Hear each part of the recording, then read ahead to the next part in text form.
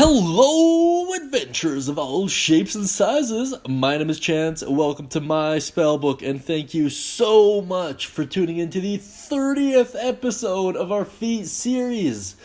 Today we're going to be taking a look at Linguist. Perfect for those characters out there who are either super paranoid about people talking behind their backs, or who just want to get a better, well-rounded feeling of the world as a whole. This feat is found in the Player's Handbook, and you know what, it's actually pretty decent. I'll kind of explain why in a bit here. Alright, let's take a look at the description so we can better understand what's going on here. It might be worth noting that there's no prerequisite to this feat, which is pretty good, and kind of makes sense when you really think about it. Yeah. In my opinion, everyone in D&D or in whatever world you're in should be able to speak and learn languages freely. So perfect. Anyways, the feat reads as followed. You have studied languages and codes, gathering the following benefits. Increase your intelligence score by 1 to a maximum of 20. You learn 3 languages of your choice.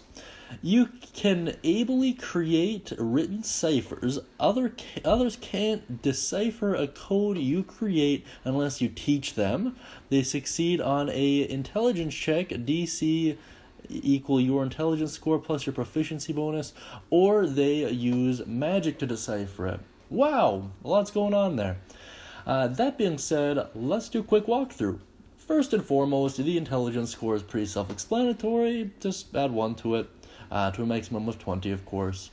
You learn 3 languages of your choice. I really like this because it doesn't rule out the exotic languages or the more difficult to learn languages out there. By that, what I mean is things like Celestial would be a good example. Whatever the Luxdong speak, every language essentially, which is really good stuff. Really makes sense for a lot of characters, especially ones with deep arcana backgrounds or deep historical or religious backgrounds. It makes a lot of sense. But the most important part of this is the ability to write and decipher codes.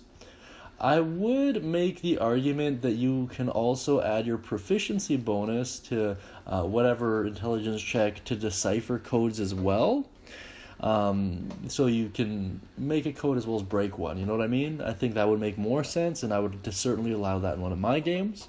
Why I like this is you can teach it to others and they can automatically read it.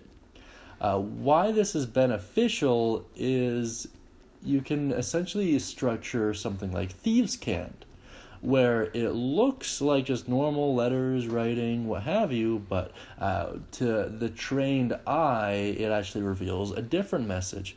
And you could just give this to all party members or all friendly allies, and it could really make planning something like a coup d'etat very interesting.